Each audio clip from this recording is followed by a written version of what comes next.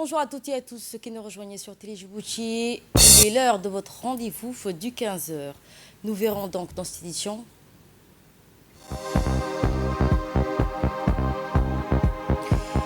le Premier ministre Abdelkader Mohamed a reçu en audience l'ambassadeur de l'Inde accrédité à Djibouti.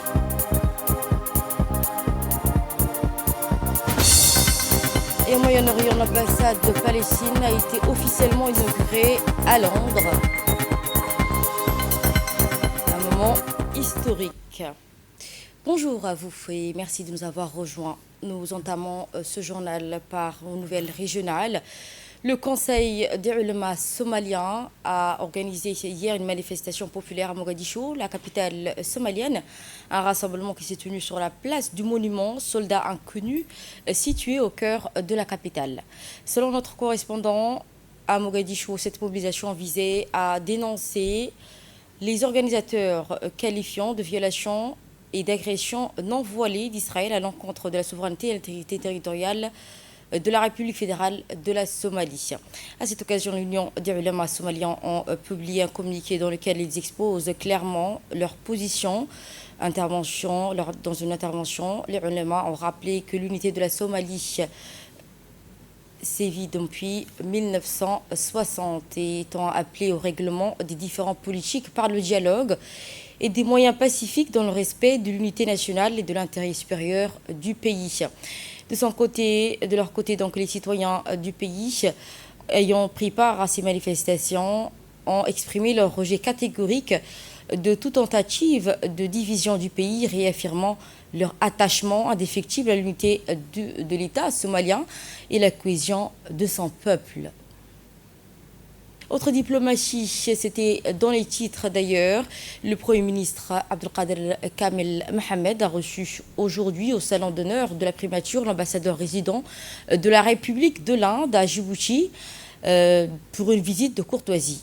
Cette rencontre empreinte de cordialité, de confiance, a permis de réaffirmer l'excellente relation d'amitié et de coopération entre Djibouti et l'Inde, fondée sur des liens humains anciens, un dialogue politique régulier et une dynamique croissante de partenariat économique et sectoriel. Au cours de l'intervention, l'ambassadeur a adressé donc un bilan des principales avancées depuis sa prise de fonction à Djibouti, mettant en avant plusieurs relations bilatérales et initiatives récentes visant à renforcer les échanges et à ouvrir des nouvelles perspectives de coopération.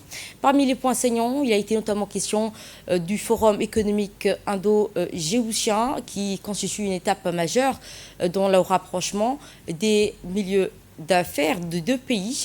À cette occasion, donc, a été donc pour les deux protocoles de signer un accord de coopération en matière d'affaires, d'investissement et d'opportunités, notamment l'Agence nationale de la promotion de l'investissement, l'ANPI, et ses partenaires indiens, facilitant donc ainsi la mise en relation de l'accompagnement des projets à fort impact.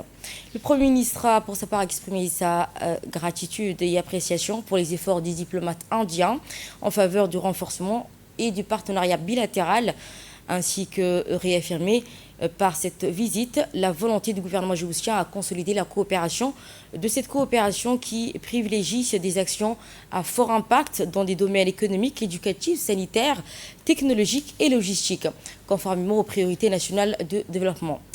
Ainsi, donc, Abdelkader Mohamed a également rappelé que Djibouti et l'Inde partagent, au-delà d'intérêts convergentes, une riche proximité humaine marquée par une diversité culturelle, culinaire, ainsi par la présence d'une importante communauté indienne établie à longue durée à Djibouti. Nous allons cette fois-ci à l'Assemblée nationale sous la présidence de l'honorable député Kamil Ahmed. La commission de développement social et de protection de l'environnement se sont réunis aujourd'hui, jeudi 8 janvier 2026, pour examiner le projet de loi numéro 187 de l'année 2025, 9e ligne, portant sur l'électrification rurale. Séance de travail qui a rassemblé les membres de la dite commission, en présence notamment de Younis Ali Guedi, ministre de l'énergie chargé des ressources naturelles. ainsi que de ses principaux collaborateurs. À l'issue de ces échanges, la Commission a conclu ses travaux en validant le corpus législatif présenté en précédant à cette transmission à la séance plénière pour adoption prochaine. Et nous passons à une déclaration de la matinée du samedi 7. Hier, aux environs de 9 h, un homme s'est immolé par le feu devant la cathédrale située en face du Palais du Peuple. Aussitôt, donc, le parquet qui a dénoncé a ordonné l'ouverture d'une enquête. Écoutons le procureur général de la République. Dans la matinée du mercredi 7 janvier 2026, aux environs de 9 h, un homme s'est immolé par le feu devant la cathédrale située en face du Palais de justice. Aussitôt, le parquet a ordonné l'ouverture d'une enquête judiciaire. Les forces de sécurité sont intervenues immédiatement, ainsi que les secours. La victime, âgée de 57 ans, grièvement brûlée, a été évacuée vers l'hôpital où elle a succombé à ses blessures. Les premiers éléments de l'enquête, notamment les témoignages recueillis auprès de son entourage, font état qu'il souffrait depuis quelque temps de troubles de santé mentale. L'enquête est en cours afin de recueillir tout élément utile à la compréhension des faits. Par ailleurs, nous précisons que la victime n'avait aucune procédure judiciaire en cours devant la juridiction. Enfin, nous mettons en garde contre la diffusion de fausses informations sur les réseaux sociaux et rappelons que la propagation de rumeurs ou d'informations mensongères est passible de poursuites judiciaires et de sanctions pénales. Et de là, nous passons donc social et culturel. L'auditorium de la Bibliothèque des Archives nationales a abrité ce matin une cérémonie officielle marquant le lancement de l'eau d'archives définitive de la primature au département des Archives nationales de l'Agence nationale de la promotion de la culture. Cet événement d'envergure s'inscrit dans le cadre des efforts continus de l'État en faveur de la préservation du patrimoine documentaire national, du renforcement de la bonne gouvernance. En prélude de la cérémonie, la ministre de la Jeunesse et de la Culture, Hibo Moumina Sowe, a effectué une visite des différentes salles d'archives ainsi que les équipements matériels techniques du département des Archives nationales. Cette visite qui a permis de constater les avancées réalisées en matière de conservation, de classement, de sécurisation des documents administratifs, témoignant de la volonté des autorités de moderniser la gestion des archives publiques. Et la cérémonie de versement s'est déroulée en présence de la ministre, notamment Mme Hibo Moumina Sowe, du conseiller technique auprès de la primature, ainsi que du directeur général de la NPC, M. Mohamed Hussein Douali, ainsi que plusieurs autres cadres du département. À cet effet, je vous propose d'écouter donc le conseil technique auprès de la primature. Deuxième versement, les archives administratives de la primature à la communauté historienne et aux chercheurs.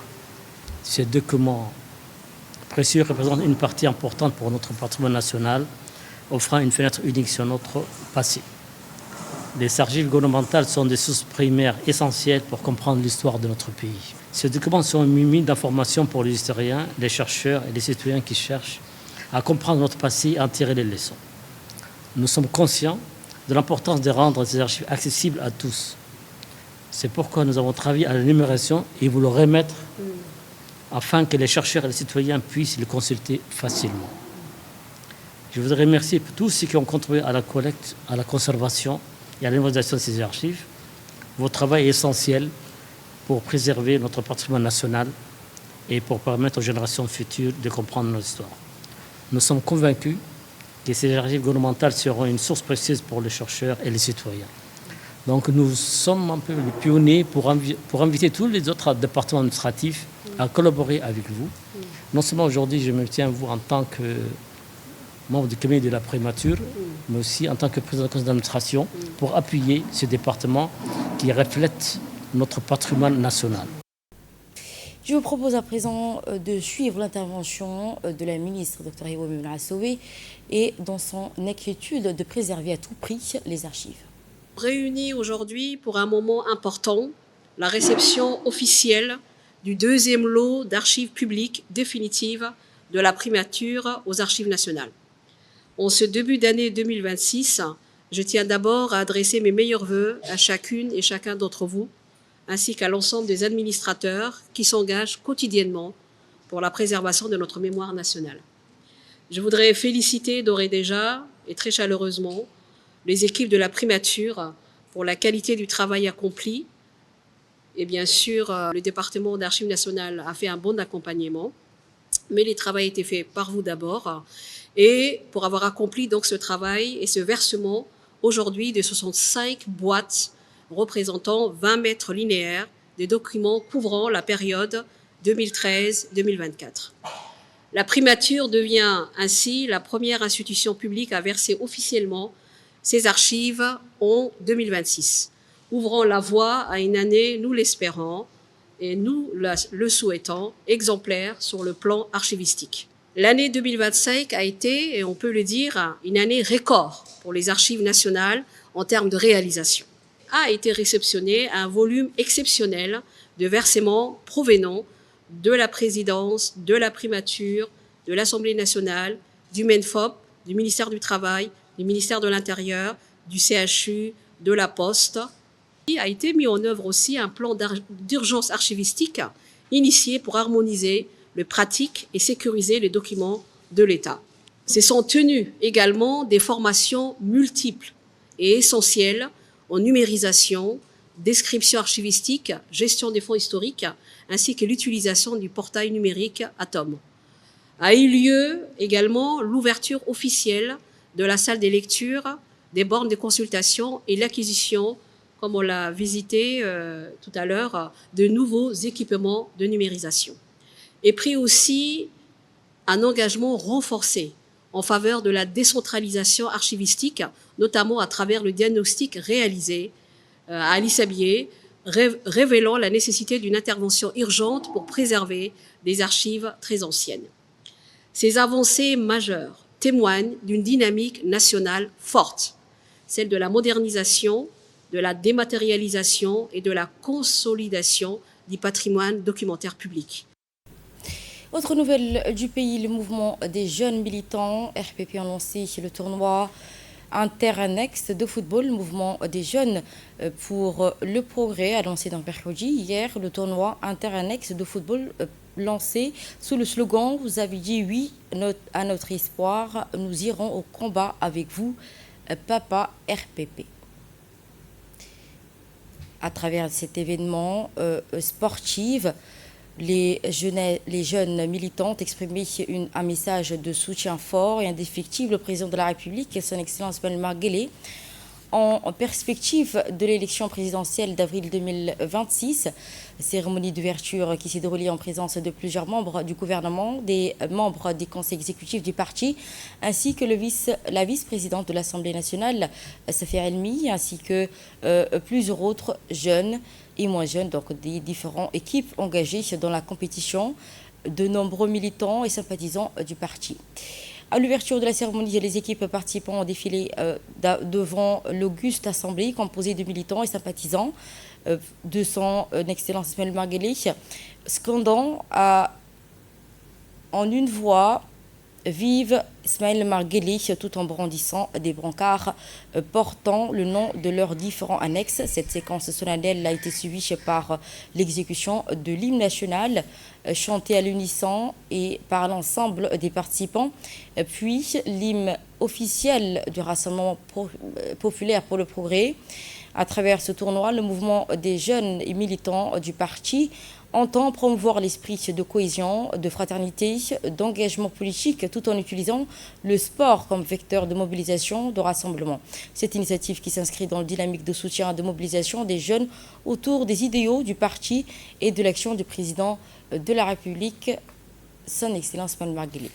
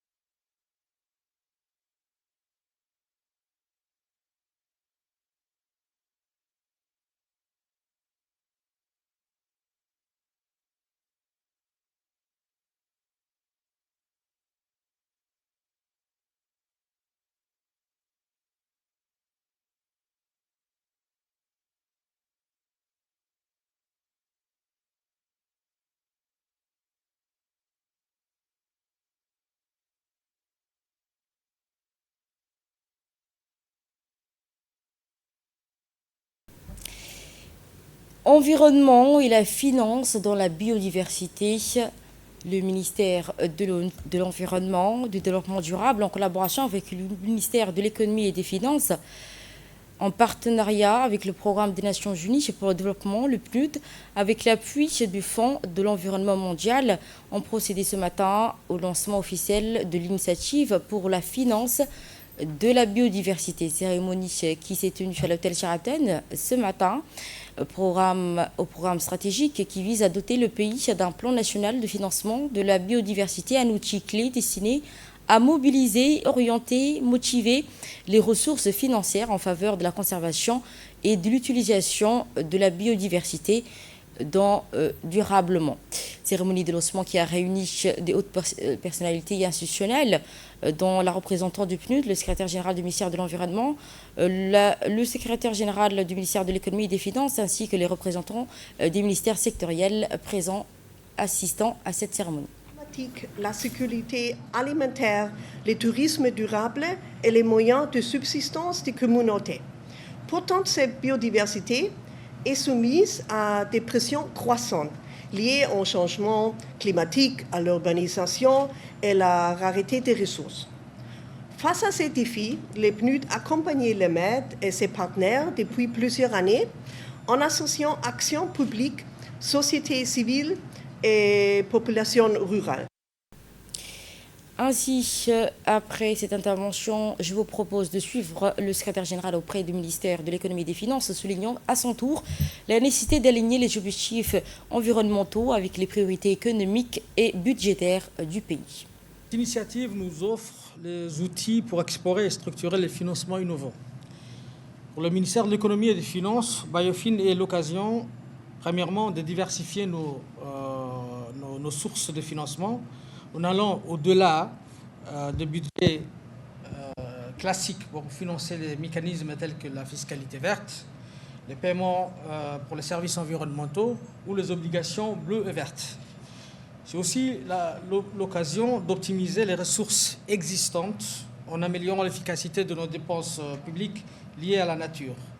Et enfin, cela permet d'attirer les secteurs privés, les ressources du secteur privé, en créant un cadre propice aux investissements durables qui soutiennent la croissance économique tout en préservant notre capital naturel.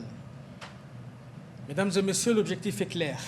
Transformer la gestion de la biodiversité en un véritable moteur de développement économique.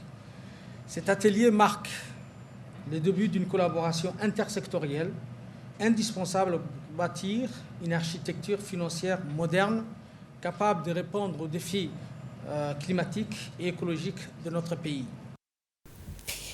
Ainsi, dans son intervention, le secrétaire général auprès du ministère de l'Environnement et du Développement durable a rappelé que la biodiversité soutient directement les moyens de subsistance de la communauté locale et constitue un pilier fondamental du développement durable. On l'écoute. La biodiversité constitue un pilier fondamental du développement durable de Djibouti. Elle soutient nos écosystèmes terrestres et marins, contribue à la résilience de nos territoires face au changement climatique et joue un rôle déterminant dans la sécurité alimentaire, les moyens de subsistance et la stabilité socio-économique de notre pays. Ces enjeux sont pleinement reconnus dans nos priorités nationales, notamment à travers de la monographie sur la biodiversité, le plan d'action national sur l'environnement et la stratégie d'action nationale en faveur de la biodiversité qui place la protection de l'environnement, la gestion durable des ressources naturelles et la résilience climatique au cœur de notre vision de développement à long terme. Toutefois, malgré cette reconnaissance politique, force est de constater que la biodiversité demeure insuffisamment financée tant au niveau national que mondial. Le déficit global de financement, estimé entre 150 et 400 milliards de dollars américains par an, illustre l'ampleur des efforts à consentir pour atteindre les objectifs de conservation et de développement durable. À cet égard, le programme Biofin s'inscrit en parfaite cohérence avec la stratégie et le plan d'action national sur la biodiversité de Djibouti, qui d'ailleurs est en cours de mise à jour. Il contribuera à opérationnaliser cette stratégie en identifiant les solutions de financement durable et innovants pour la mise en œuvre effective des actions de conservation, de restauration des écosystèmes et d'utilisation durable de la biodiversité. Toujours en matière de maritime, dans la journée du 7 janvier 2026, le colonel Waïs Omar Bororé, commandant de la garde-côte djiboutienne, a eu l'honneur d'accueillir avec les honneurs protocolaires rendus par ses officiers une importante délégation de la Chambre des conseillers de la Diète nationale du Japon. Cette délégation, conduite par Madame la sénatrice Ikuona Akiko, était en visite officielle en République de Djibouti et a été reçue au quai d'attache des nouveaux patrouilleurs de 35 mètres. La rencontre qui s'est déroulée en présence de l'ambassadeur du Japon à Djibouti, M. Akashi Akihiro, l'ambassadeur ainsi que la représentante résidente du Japon de la coopération internationale, autrement dit la JICA, étaient présents pour accueillir ces patrouilleurs au quai djiboutien. Cette visite qui a été effectuée au bord des unités récemment mises en service a permis à la délégation de découvrir l'ensemble des missions, des capacités opérationnelles et du rôle stratégique de la garde-côte djiboutienne en matière de sécurité et de sûreté maritime au niveau national que régional et international. Elle a également mis en lumière les patrouilleurs de 35 mètres acquis dans le cadre de la troisième phase du projet de renforcement des capacités opérationnelles de la garde-côte djiboutienne. Au cours de cette visite, la délégation a exploré les différents composants des patrouilleurs modernes, témoignant ainsi de leur robustesse, de leur performance. Ainsi, cette immersion a offert un aperçu concret de l'excellent moyen renforcé dont dispose désormais la garde-côte djiboutienne. Les visiteurs ont également effectué au bord des patrouilleurs une inspection de la zone d'intervention de l'institution, notamment en matière de surveillance et de sécurisation des complexes portuaires. La rencontre qui s'est poursuivie par des échanges approfondis sur les enjeux de sécurité, de sûreté maritime du détroit de Bab el-Mandeb, du golfe d'Aden et de l'océan Indien, ainsi que dans les perspectives de renforcement de la coopération bilatérale face aux menaces pesant sur les espaces maritimes. À l'issue de la visite, Madame la sénatrice a exprimé sa gratitude et qui lui a été réservée à elle et à sa délégation, et a suivi l'engagement constant de la garde-côte djiboutienne. Elle a également souligné que le rôle essentiel de l'institution dans la préservation de la sûreté et la sécurité maritime régionale, tout en félicitant ces 15 années d'efforts et de dévouement, faisant de la garde-côte un acteur clé de la stabilité maritime régionale.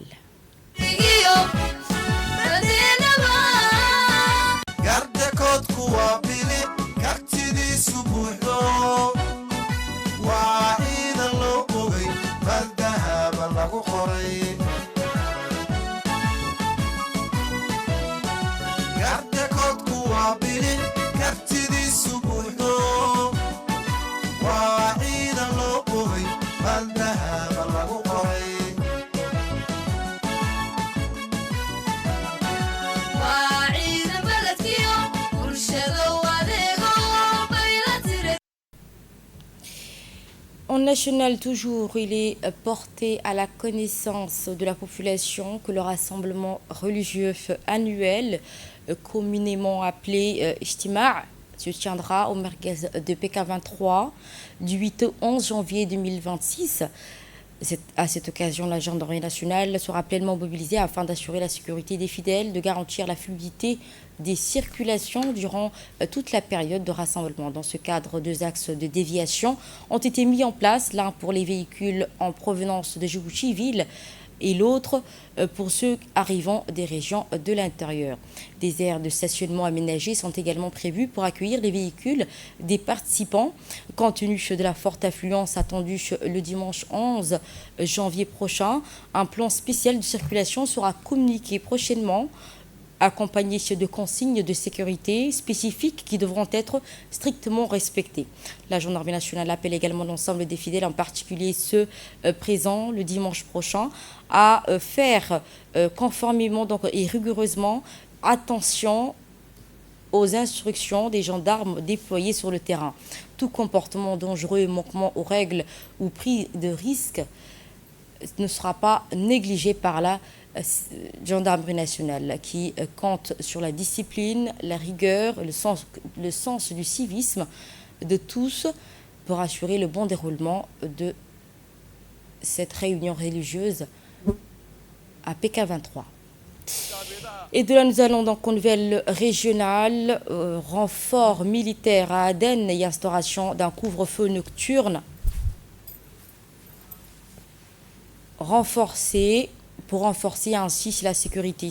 Des médias ont fait état de l'arrivée des convois des forces du bouclier des nations de la ville d'Aden, tandis que les correspondants ont signalé l'acheminement d'importants renforts provenant des gouvernats d'Abidjan en direction de la ville, précisant ainsi la situation à Aden demeurant stable. Parallèlement, aux autorités sécuritaires de la capitale provisoire d'Aden ont imposé un couvre-feu nocturne couvrant l'ensemble de la ville, en plus de la suspension des mouvements d'armes et des déploiements d'unités de sécurité dans le cadre d'un ensemble de mesures préventives visant à maîtriser la situation sécuritaire dans le pays. Selon un circulaire officiel émis par le bureau des membres du conseil présidentiel yéménite, le commandant Abdelrahman al-Arhami a été donc décidé d'instaurer un couvre-feu de 21h à 6h pétantes du matin.